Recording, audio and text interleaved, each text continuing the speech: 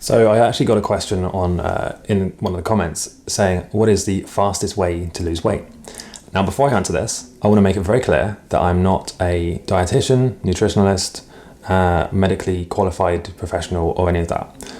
My answer to this is going to be based on experience and my understanding of the current research that has been done into this. So what I mean by that is I've studied like meta-analyses of studies, I've listened to interviews with experts, and I've basically taken a lot of information, like a huge amount of information from a wide variety of places. Instead of just studying one specific thing in a lot of detail, I've taken a very wide approach with this. And I'm also going to very much simplify my answer to be the most easy to understand, logical, evidence-based thing that you've probably ever heard. So I'm actually not going to talk about diet, I'm not going to talk about supplements, and I'm not even really going to talk about exercise too much. And I think with this, what I find really interesting is I feel like people are kind of missing the point with this. The human body is not able to just generate fat from nothing. It doesn't happen. Like the human body needs to have input in order to produce output. You need, just like a car, you need to put fuel in to get the result. So what a lot of people don't understand is that when the body produces fat, when someone becomes overweight, essentially, the body is storing excess energy because it's getting too much energy. Now there's other factors as well, but really they come down to the same thing.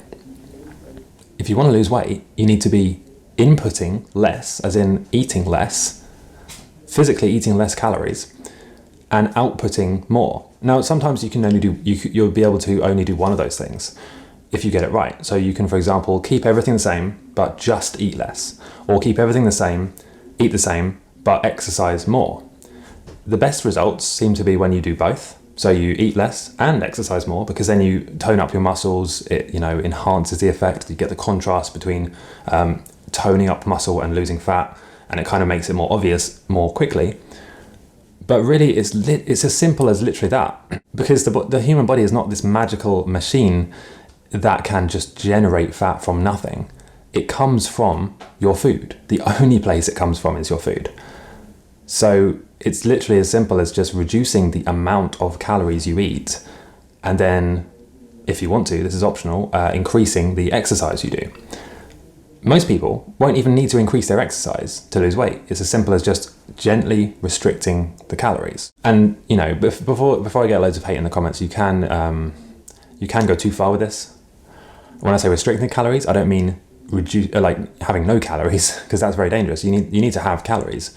Ideally, you need to be at least covering your BMR, so your basal metabolic rate, which is how many calories your body needs to simply maintain itself on a daily basis. And maybe in some cases you can go a little bit below your BMR, maybe by 50 or 100 calories or so. It varies massively from person to person, and also massively depends on how overweight somebody is and how fast and how much weight they want to lose. But really, in terms of like how to set it up, eat less, exercise more. And I don't know why people overcomplicate this with these weird, like, difficult to follow restrictive diets, and counting specific macronutrients and following these really intense workout routines, when really the basics are accessible to anyone. Even if it's just as simple as skipping one meal a day, or you count your calories and reduce your daily intake by 100 or 200 calories. That's the secret. I don't know why this is overcomplicated. Well, in fact, I do know why. It's because, diet plan creators need to sell books or sell plans or sell coaching sessions or training sessions. But, the basics are, I would say, for me at least, very easy to understand, very easy to grasp, because it's exactly the same thing that I have found as a struggle the opposite way as well. So in order to gain weight, to gain muscle, you basically have to do the same thing in reverse. You have to lower the amount of exercise you're doing, believe it or not, in terms of cardio and like exercise that doesn't really give you much benefit, but it does burn a lot of calories, and that's usually cardio. And increase the amount of calories you intake. So have more food, drink, this is why you see bodybuilders having like protein shakes. They have scrambled eggs in the morning, porridge, all this stuff, is because it's very hard to increase the amount of calories you eat comfortably. It's very difficult to do that. It's actually almost as difficult as losing weight, I would say. Both of them have their, pros and cons, difficulties and things that are easy about them. But it's the same mechanics. If the body doesn't just generate mass from thin air, it generates it from food, from the input you put into your body. Of course, I mean, that's kind of common sense. But so when you gain weight, you need to be increasing your calories, not just any calories. Ideally, you would have a good balance of macronutrients and protein, amino acids, that kind of thing. I'm generalizing here massively. And then decrease the amount of, I would say, dead exercise, things like cardio, jogging. I mean, these things are okay, but in terms of gaining weight, you're almost running, no pun intended, but you're almost running uphill because the cardio is going to burn a lot of calories. And it's not going to help you gain weight. It's only going to help you lose weight. So cardio is for people who want to lose weight, in my opinion. There are some smart kind of hacks you can do that I found. Ben Greenfield talks about these a lot, but there's some very smart hacks you can do in terms of cardio where you're getting cardiovascular benefits without having to burn as many calories as you would by running for an hour or two a day.